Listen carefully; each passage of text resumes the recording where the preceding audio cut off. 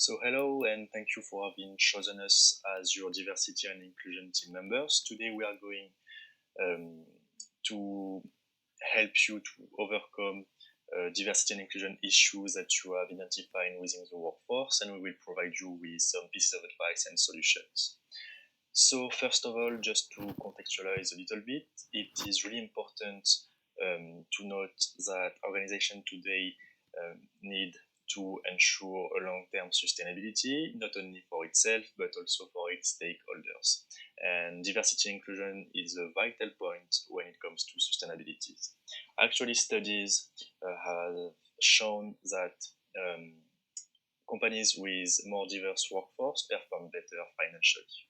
So during this presentation, we will first introduce and explain the issue that happened. Then we will explain why it is a diversity and inclusion issue. We will provide you with some legal ramifications and with obviously some solutions in order to overcome this issue and to prevent it from happening again. And we will provide you with some real life example of other companies around the globe that has encountered this kind of issue. So first of all, to explain and to introduce the issue, so actually one of the employees complained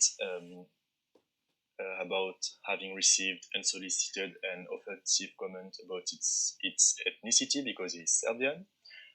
These comments were given by its supervisor, so he lodged a complaint to HR, but this one took really long time to be proceed, and actually he was victimized to having lodged this complaint. So when it comes to the resolution, so when the investigation comes, the supervisor denied having saying this comment. It was just saying that he was asking question, and he also said that he wouldn't make comments about race or ethnicity because he was an immigrant himself. So the outcome of this issue was that the truck driver, so the Serbian guy, was placed in another job that he apparently enjoyed most. So now we are going to tell you why this issue is a diversity and inclusion issue.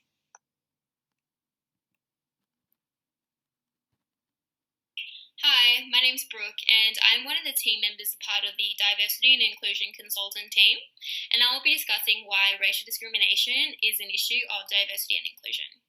So, diversity and inclusion are basic human rights that should be guaranteed within any workplace. In this situation presented to us, these rights have been disregarded as an employee has not been treated equally by its supervisor. Furthering this inequality, the organisation mistreated the employee's claim whilst allowing him to be victimised for lodging the statement. This is a clear obstruction of diversity and inclusion, and this allows for the Equal Employee Act of 2010 to be enforced. This act identifies the issues stating that an employee must not be discriminated against because of their race. Not only does the situation induce equality issues, it provides grounds for harassment.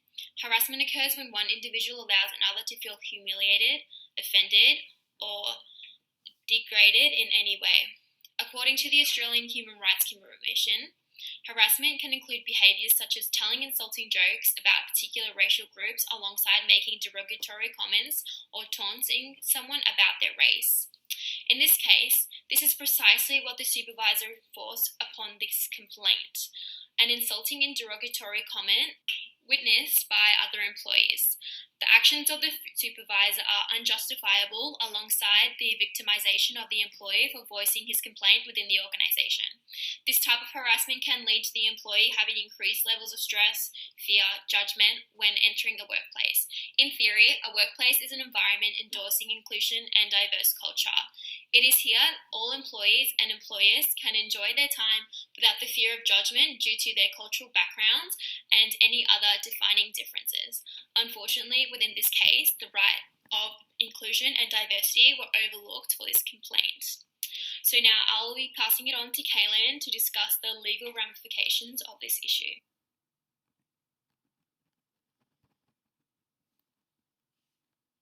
In Australia, there are several national legislations produced with the intent to protect employees and individuals from any form of inequality.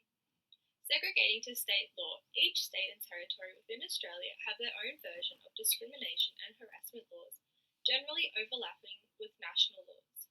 Specifically focusing on Queensland, their state law follows the Human Rights Act 2019.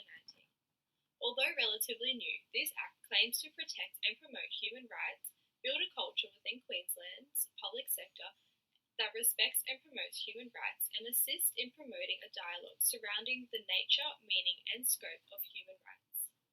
Complementing several other legislative acts, this Queensland Act specifically states in Section 15, every person has the right to recognition as a person before the law and the right to enjoy their human rights without discrimination.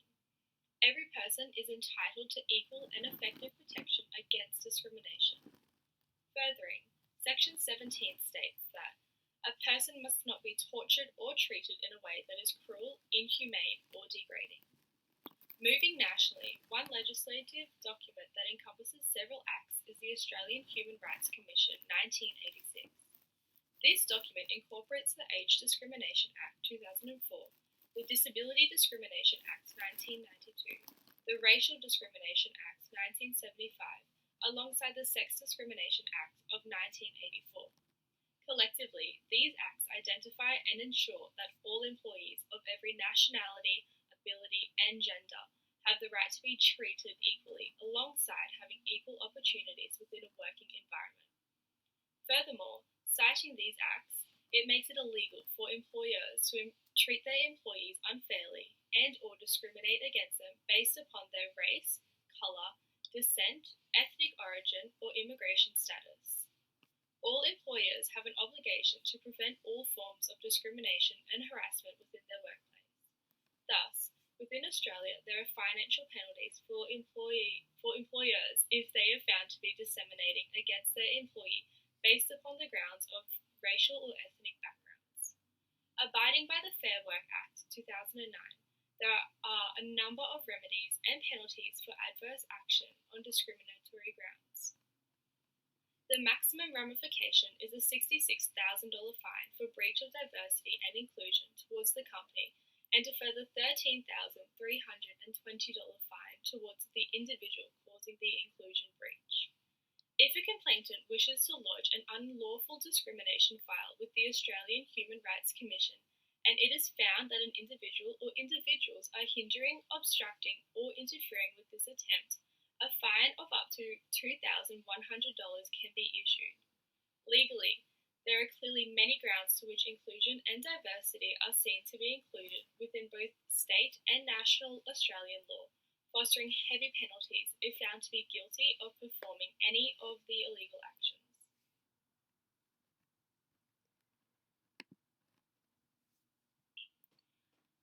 3 ways to overcome any form of discrimination within the workplace includes education and training. So studies have shown that the need to educate and train people from various groups to decrease discrimination in the workplace is vital. Bobek et al. Reported that discriminatory behaviour in the workplace is often learned behaviour, so it stems from childhood. Such behaviour is learned from previous generations, which often involve avoid discussing topics like race, skin colour, sexual orientation, etc. And as part of internal education, seminars and or workshops for sensitization should be held on a regular basis. Workshops could include teaching employees how to identify one's own role when faced with discrimination, and learning how to understand and handle certain emotions that come with such a behaviour.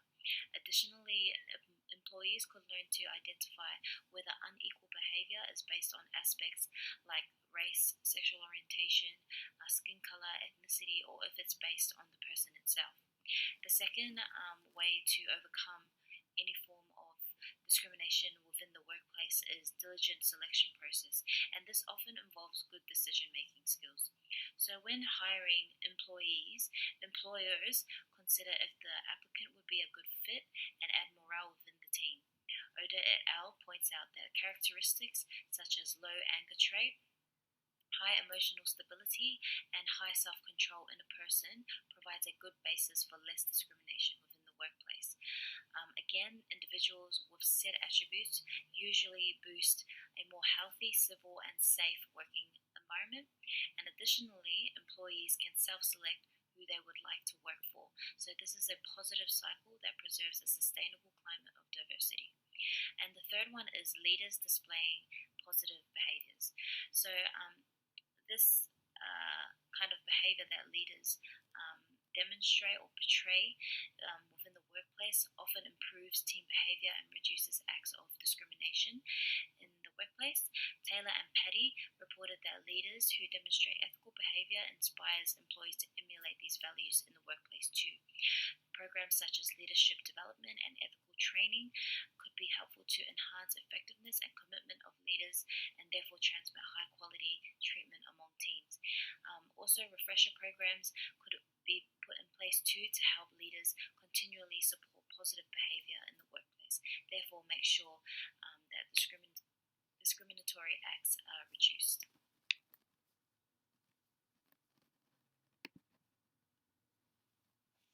So now we are going to provide you with some real-life examples that has happened in other countries. So the first one is an example that happened in London. It's the Morgan v. Earls of Gloucester case. Actually, Mr. Morgan was a black man and he was giving like offensive comments by its colleague regarding its race and its skin color. So this was obviously a diversity and inclusion issue. He lodged a few complaints, but unfortunately this was never proceed. So he decided to resign, which is like a really strong thing, and that should have never happened if the problem was resolved adequately. So we can also take, for examples, Aboriginal peoples in Australia, which sometimes are given like unsolicited and offensive comments about their race. And we can also take an example from a neighboring country to Australia, which is New Caledonia, where like native people like Aboriginals are given sometimes racist comments within the workforce. So that's just to tell you that it's not like an isolated case, and that it happens in other companies as well.